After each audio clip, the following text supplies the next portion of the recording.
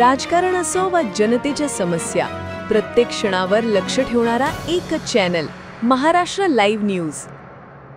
भंडारा जिल्हा पोलिसांची गुन्हे आढावा बैठक ही नेहमी जिल्हा मुख्यालयाच्या ठिकाणीच आयोजित करण्याची महाराष्ट्र पोलीस दलाची परंपरा आहे।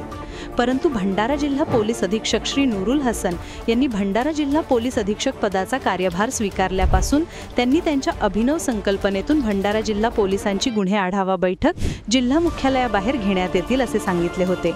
त्यानुसार चालू वर्षात जिल्ह्यातील गोबरवाही, करडी, साकोली, अडेयाळ, तुमसर, लाखांदूर येथे भंडारा पोलिसांच्या मासिक गुन्हे आढावा बैठकी घेण्यात आलेल्या आहेत। मासिक गुन्हे आढावा बैठकीचा उद्देश हा जिल्हा पोलिसांकडे तपासावरील प्रलंबित गुन्ह्यांचा आढावा तसेच चालू महिन्यात असणारा कायदा व सुव्यवस्थेच्या बंदोबस्ताची माहिती घेऊन बंदोबस्ताची आखणी करणे व अधीनस्थ अधिकाऱ्यांना योग्य मार्गदर्शन करणे हे आहे।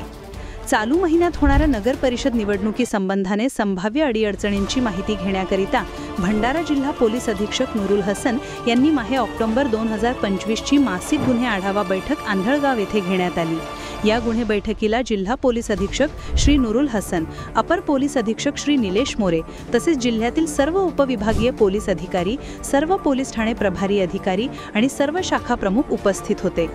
जिल्हा पोलीस दलातील अधिकारी अंमलदारांपैकी ऑक्टोबर 2025 मध्ये उत्कृष्ट कामगिरी करणाऱ्या 16 पोलीस अधिकारी, अंमलदार, मंत्रालयीन कर्मचारी यांना तसेच आंधळगाव प्राथमिक आरोग्य केंद्रातील वैद्यकीय अधिकारी डॉक्टर चांदणी मधुकर चौधरी, वैद्यकीय अधिकारी आणि डॉक्टर हिमांशु मते तसेच उसर्रा येथील पोलीस पाटील श्री समीर खा दुलेखा पठाण यांचा त्यांनी केलेल्या उत्कृष्ट कार्याबद्दल पोलीस अधीक्षक श्री नूरुल हसन यांच्या हस्ते प्रशंसापत्र देऊन सत्कार करण्यात आला। बैठकीमध्ये पोलीस अधीक्षक श्री नूरुल हसन यांनी प्रलंबित गुन्ह्यांची तसेच येणाऱ्या नगर परिषद निवडणुकी संबंधाने भंडारा पोलिसांच्या नियोजनाची माहिती घेऊन अभिलेखावरील प्रलंबित गुन्ह्यासंबंधाने मार्गदर्शन केले।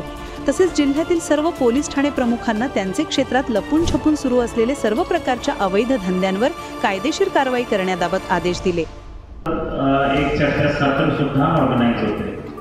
तर आता फर्स्ट टप्पा संपला।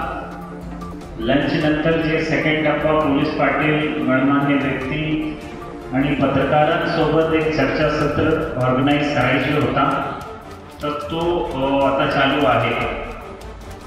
आपण जे वेगवेगळे मुद्दे दिले आधी मी त्यांच्यावर बोलतो।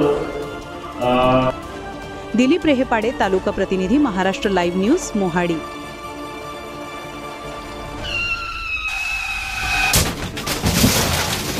आता गाडीवर मोबाईल नंबर नाही तर इमर्जन्सी QR कोड लावा, जे तुम्हाला अडचणीच्या वेळी मदत करेल।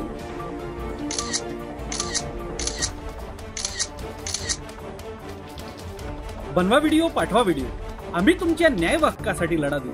ताज्या बातम्या व घडामोडींसाठी पाहत राहा फक्त महाराष्ट्र लाईव्ह न्यूज। आजच आमच्या चॅनलला सबस्क्राईब करा, शेअर करा, कमेंट करा आणि हो, बेल आयकॉन दबायला विसरू नका। जय महाराष्ट्र।